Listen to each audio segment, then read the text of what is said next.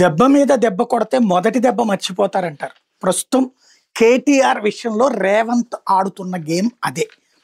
వాస్తవంగా ఇప్పుడు మొన్న ఎన్నికల్లో జూబ్లీహిల్స్ ఎలక్షన్ విజయం అన్నటువంటిది ఖచ్చితంగా Revanth Reddy upper hand, KTR minus. కాకపోతే బీజేపీని డిపాజిట్ లేకుండా చేసి బీజేపీ ప్లేస్కి మళ్ళీ, అంటే బీజేపీ మొన్న పార్లమెంట్ ఎన్నికల్లో బీజేపీ సెకండ్ ప్లేస్కి వచ్చింది.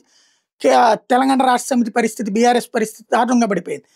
అట్లాంటి దాని నుంచి మళ్ళీ ప్రత్యర్థి తానే అన్నటువంటి స్టేజ్కి రేవంత్ కేటీఆర్ తెచ్చుకున్నాడు, బీజేపీని వెనక్కి నెట్టగలిగాడు.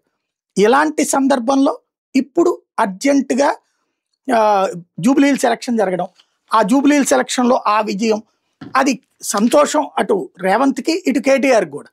గెలవడం రేవంత్కి సంతోషం, సెకండ్ ప్లేస్కి రావడం కేటీఆర్కి సంతోషం. అయితే ఆ సంతోషం ఎక్కువ కాలం నిలవలేదు. ఎప్పుడైతే కేటీఆర్ సుప్రీంకోర్టులో వేసినటువంటి కోర్టు దిక్కన పిటిషన్ ఆధారంగా సుప్రీంకోర్టు చీఫ్ జస్టిస్ ఆగ్రహం వ్యక్తం చేసి వారం రోజులు గడివిచ్చి స్పీకర్ నిర్ణయం ఖచ్చితంగా తీసుకోవాలని తేల్చి చెప్పడం, అట్ ద సేమ్ టైం వాళ్ళకి సంబంధించి కఠిన చర్యలు ఉంటాయి లేకపోతే జైలుకి వెళ్తావా అని వార్నింగ్ ఇవ్వడంతో పరుగులు పెట్టాల్సి వచ్చింది. అది పెద్ద ఎదురు దెబ్బ రేవంత్, అంత సంతోషాన్ని దెబ్బకొట్టినటువంటి సందర్భం. దీంతో ఇప్పుడు అది ఎట్లాగూ రేపమాపో వీళ్ళని అనర్హతన వేయాలి, లేదంటే 8 మంది బీఆర్ఎస్లోనే ఉన్నారని చెప్పేసి తోసిపుచ్చాలి, ఇద్దరిది అనర్హత వేటు కానీ వాళ్ళతో రాజీనామాలు కానీ చేయించాలి.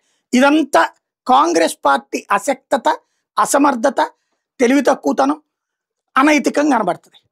సరే, అంతకుముందు కేటీఆర్ చేసినా లేకపోతే బీఆర్ఎస్ చేసినా అనైతికమే అన్నాం, ఇది కూడా అదే అవుతుంది. పబ్లిక్లో ఆ చర్చ వస్తుంది. దాన్ని డైవర్ట్ చేయడానికి మరొక అనైతికం అన్నటువంటి పాయింట్. ఇప్పుడు కేటీఆర్ చేసిందంత డబ్బులు తినేశాడు, లేకపోతే ఫార్ములా రేస్ అంతా అహంకారంతో ప్రవర్తించాడు, ఈ టైపులో ప్రొజెక్షన్ తీసుకుని వెళ్తారు. ఇది చర్చకి తీసుకొస్తారు. ఇప్పుడు తెలుగుదేశం అనుకూల మీడియా అంతా కూడా రేవంత్కి సపోర్ట్గానే ఉన్నది కాబట్టి అదే చర్చ ఎక్కువ తీసుకెళ్తారు. తద్వారా డైవర్షన్, అది ఇక్కడ రేవంత్ వ్యూహంలాగా కనబడుతోంది. ఇప్పటికిప్పుడు అటు బీజేపీ వాళ్ళు తీసుకొచ్చినా లేకపోతే గవర్నర్ పర్మిషన్ అయినా ఈ వ్యవహారం అంతా ఆ రూట్లో కనబడుతోంది.